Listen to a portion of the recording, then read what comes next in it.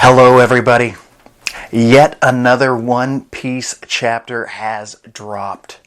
Today on More Fanime, I'm gonna be reviewing, I'm gonna be discussing, we're gonna be talking about chapter 1089 of the One Piece manga. Yeah! Baby, we're so close to chapter 1100. I am excited. Before I get into spoiler territory, just know this is the fan-translated, early leaked manga chapter. So if you don't already know the spoilers, I highly recommend you click off this video because the official release comes out this Sunday, which I will also be reading. But cannot wait for more One Piece injected straight into my veins. This chapter was pretty good. I wouldn't say it's the best chapter of Egghead Island, because Egghead Island has slowly become my favorite arc since the time skip.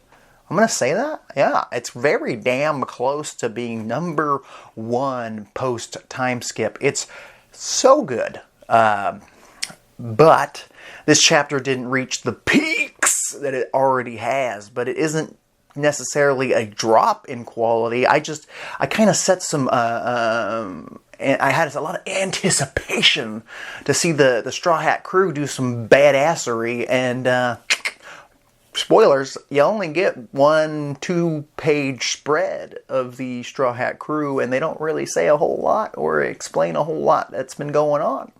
We actually do like a little 24-hour time skip since the last time we saw them. Yeah, so we kind of skip the conflict that happened between them and the Seraphim and York, which I'm kind of happy about.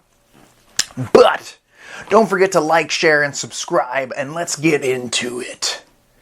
The cover page is of Nami, and Sanji's there as well. It looks like Nami's, charting some maps of the world, doing her navigational what do you call it? Making maps. That's what she do. And she gets some hot milk from a cow, who also brings her a love letter from Sanji, and he's there just excited, hoping that she'll come say, "I love you too." We all know that's not going to happen. I have a feeling Sanji and Pudding are meant to be. Sorry, not me. You are just meant to be alone. Or maybe with Vivi. All right, page 1, we start to see Fuchsia Village. Is it Fuchsia Village? Whatever. Windmill Village. We see Whoop Slap freaking out, talking about what's going on in the paper about Garp possibly being dead. Whoop Slap's like, "You guys don't understand. Garp's a badass, and Garp ain't gonna die that easily. Garp is a legend amongst legends. He will continue on." So, so Whoop Slap believes in Garp, and so do I. I believe Garp will survive the current predicament he's in. He could still die in the future when he's around Luffdog and possibly Kobe again, but I don't think he's dying anytime soon. Maybe he'll be executed by the Blackbeard pirates, but I just can't see it. We already got the tease. It already happened. Maybe Garp will make it through this and get to retire a happy old man eating his rice crackers with Sengoku. But yeah, then we see some other people from Windmill Village. We see Dadan crying again. I swear to God, every time we see Dadan, she's crying about her family. Luffy and Sabo and Garp. She's like, "Garp, Luffy, what are you doing taking over Egghead Island and getting captured by the Blackbeard pirates? What are you thinking?" I feel bad for Dadan. Number one mom in anime history? Is it Dadan? I think it could be. Number one mom, at least in Shonen Jump history. Oh yeah, suck it, Chi-Chi. From there, we see constant earthquakes, tsunamis, just tides are rising because of the mother flame or mother frame that destroyed Lulicia. Now, days later, the tide is rising, giant waves crashing into cities and islands, taking down certain islands that are pretty low tide and whatnot. People have to evacuate their homes because of this. These are shock waves basically coming from the explosion that happened at Lulicia, which is now gone and never existed in the first place. So that's crazy. And we see that Luisia is now just a giant hole in the ground. Very similar to how Enies Lobby is, with the giant hole, and then the Enies Lobby judicial building on top of it, which makes no logical sense, but it's floating there. So yeah, I'm starting to think that this mother frame, which was created by a Vegapunk, is a copycat of one of the ancient weapons. But where and how did this Vegapunk come up with this technology to mimic it? And I gotta say, it's not worth it. It's not worth destroying an entire island, but also causing havoc and probably murdering extra people outside of that island 6 days later. Losing homes and family members. It's terrible. And it makes me think about Long Ring Along Land. Because remember, their whole system is certain islands get sunk by the tides or some shit. So now are they ever going to be able to cross between islands? Will the tide get low enough that they can cross? There's no way Aokichi's going to go down there and freeze the water every time. It ain't going to happen. So Long Ring Along a Land might be screwed. They might be stuck on whatever of the ring island that they're stuck on. Just done. Unless they get a boat and learn how to damn sail between them. So I guess they have ways. They have ways. They just need to get a damn boat and get a navigator. Maybe Nami can go down to Long Ring Along the Land and show them how to circumnavigate that little long ring circle. So yeah, we get to see some other people though. Our boy Laboon, we get to see Iceberg, what's his name, Momonosuke, a couple Marines, they're all kind of freaking out. They're like, oh shit, is Aqua Laguna coming? No, this is some major damage. We get to see Imu just kind of enjoying the havoc that Imu has wreaked upon the One Piece world. But from there, we finally get back to Egghead Island, and this is the meat. This is the potatoes. This is the dessert of the chapter. We see the giant sea beasts that the Straw Hat crew had to deal with when they first got to Egghead Island, and it tries to attack one of the marine ships, and just with a point of a finger and a laser beam from my boy Kizaru, the man, the myth, the legend, my favorite marine, takes down one of those sea beasts while eating a bowl of what looks to be ramen. I am proud of my boy. We even get a mini tiny one-panel flashback of our boy Kizaru, and I hope we get more, because I would like to know more about his story. What makes Kizaru tick? Maybe one day we will find out, but he is the diggity best. Better than all the rest. Kizaru deserves your attention, people. He just took down an entire sea beast with one finger while eating. That's impressive. But he's sitting there attacking the sea beast who tried to attack him first. Fair. And he's like, hey man, just chilling here. Getting a phone call from Sentomaru, who's feeling a lot better. Also eating some, looks like rice balls. And he's like, hey, what are you doing, Kizaru? I told you, don't kill my sea beasts. They're good things that have robotic connections and whatnot. Kizaru's like, hey, he attacked me first, man. I gotta do my job. You gotta understand. I'm a government dog, and I just do my job, and I do it right, Sentomaru. And I care for you as a subordinate and as a somewhat of a acquaintance / friend, maybe at one point. And I'm also kind of your sensei / uncle. But you and the Vegapunks, you kind of looked into the Void Century, and I can't cover that up. I've covered some stuff up before when it was inconvenient for me. But this is a no-go, Sentomaru. I'm coming. I'm coming for you. Let me finish my bowl. Once I get the word from the tippity top, I'll be in the Egghead Island in a flash, because I'm made of light and I can move at light speed. And I'll be taking you all down with 9 other Vice Admirals. We get to see 9 other Vice Admirals. I don't really recognize any of them except for Vice Admiral Dahl, which we just met in this arc.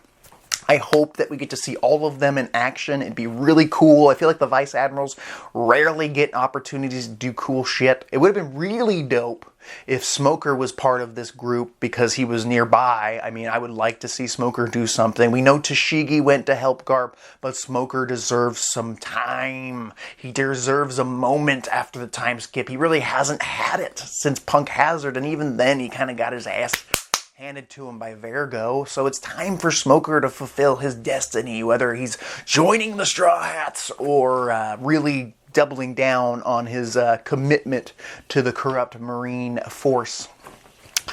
We do see Saturn, the Gorosei member, Saturn, and he's like, don't tell anybody I'm here. You know that, right? Telling the Vice Admirals, I'm a secret person on this ship. I don't know why he wants to be a secret if he came all this way. Maybe it's just a worry for his life. Saturn's just like, what happened to all the scientists and citizens that lived at Egghead Island? And they're just like, well, they escaped on a big-ass ship. And he's like, they could know stuff. Go destroy that ship and kill all the people, women and children, all of them. Do it all. It's just terrible to think about it. The Scorseis have no heart. They just don't care anymore. Who knows how old they are at this point? They probably just like, life is meaningless to them. Peons.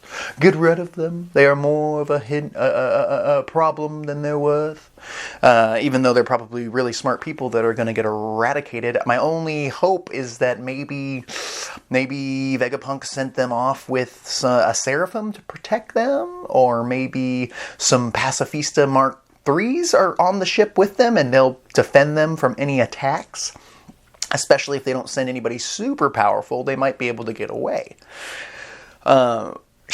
Also, Saturn is chilling there, and they give him the newspaper, which says that Luffy has taken over Egghead Island and taken Vegapunk captive, and it's like, courtesy of Big News Morgan. And he's like, this is a great headline. We can blame all of this on Straw Hat Luffy. In my opinion, I don't think they're taking Luffy as an emperor seriously.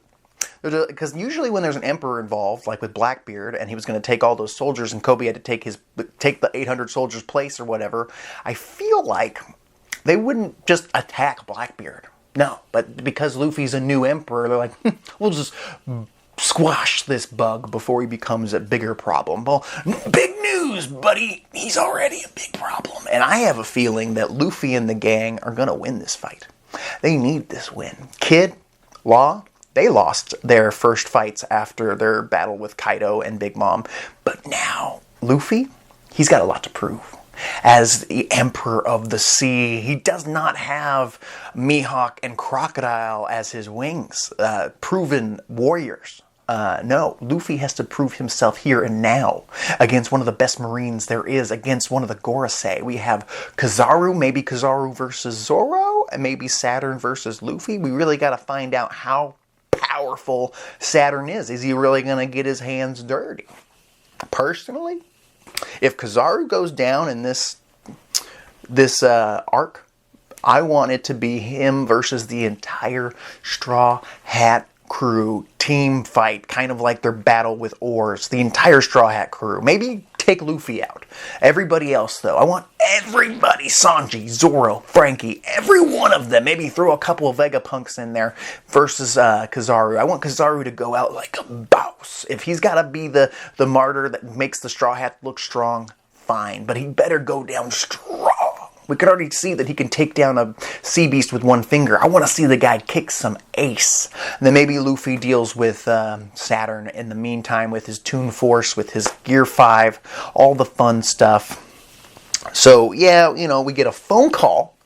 Before I got to finish my chapter review, we get a phone call from York calling the Gorosei, the ones back at Marijois, and they're chit-chatting. They're like, hey, this is York, and I see that you sent a super buster call, like a 3 times stronger than any buster call ever sent in history, and I feel like you're going to kill me too, and I'm the one who sent you the mother frame, and if you want any more of those, you better come save me. Come save me, don't kill me. And make me into a Teneribito, a celestial dragon. I demand it. I demand it. And, they decide. The Gorosei say, you know, we kind of changed our mind. Now that we know you're the one who sent us the mother frame, which I would love to know how York invented this thing secretly, but behind all the other Vegapunk's back. I'd like to know that story. And you're the one that knows how to power the thing and make more of them. So yeah, you're kind of indispensable. You're the only one of the Vegapunks that we can trust at this point. But last but not least, York is just like, yes, please. And I want to stress the fact that you need to save me. And York has got a sword to her throat held by Zoro. You see the entire Straw Hat crew in a gorgeous two-spread page spread thingy, and you got Luffy and the squad there. Nami and Usopp look confident as all heck. They're kind of wiretapping this, trying to get an idea of what's going on outside of Egghead Island is my guess. And Luffy's like, well, I guess we'll use her as a shield so we can leave. Is that the plan? I hope that's not how it goes. I hope they don't just go, okay, we'll give you her, but we're bouncing. No, that's not how it needs to be. You know, if I was the Gorosei, I would just use the mother frame if possible. Maybe it needs some charging time. I don't know. Use the mother frame to nuke Lucia. Get your people out of there. Forget the Vegapunks. Forget them. Let them die. You go get yourself a Caesar clown or a queen, which I think they already have queen captive, or even a judge, and show them the mother frame technology and see if they can kind of decipher it. Keep it going. I know it's not a Vegapunk, and I know it's your second or third choice, but it's better than trying to let these pirates, you know, get the advantage here. They've got the York tied up, beaten down, and I assume the Seraphim are also beaten down. Maybe they were sent off, like I said, to protect the people who left. I'm not sure. We see almost everybody in this two-page spread. Even Lucci is there hanging out with the Straw Hat crew. And I, more than anything, am curious, because Lucci is one of my favorite villains in the entire story. He's from my favorite arc, Enies Lobby. And since he's come to Egghead Island, his stock has slowly dropped.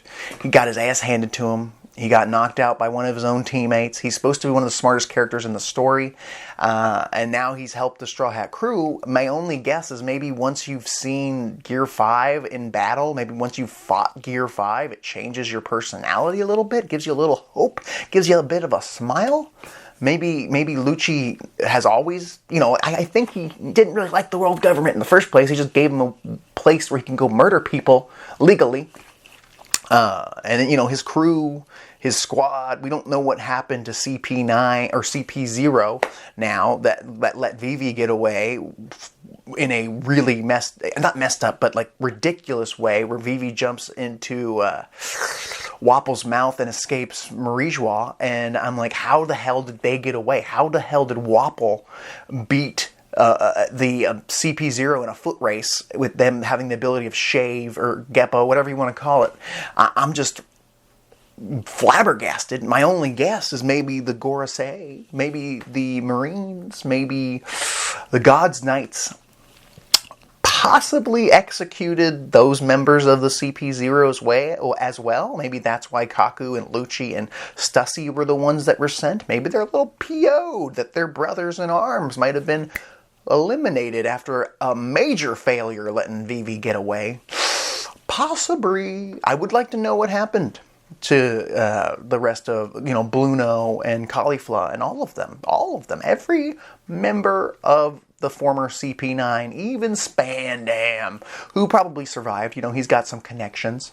But there could be a good chance that we won't see the rest of them ever again. It was nice to see them that one time, but I mean, what else do they have to do in the story unless, you know, Lucci... I mean, I don't think the Marines know that Lucci has kind of not turned on them, but he's aligned himself with the Straw Hat crew here and now instead of letting them get beat up.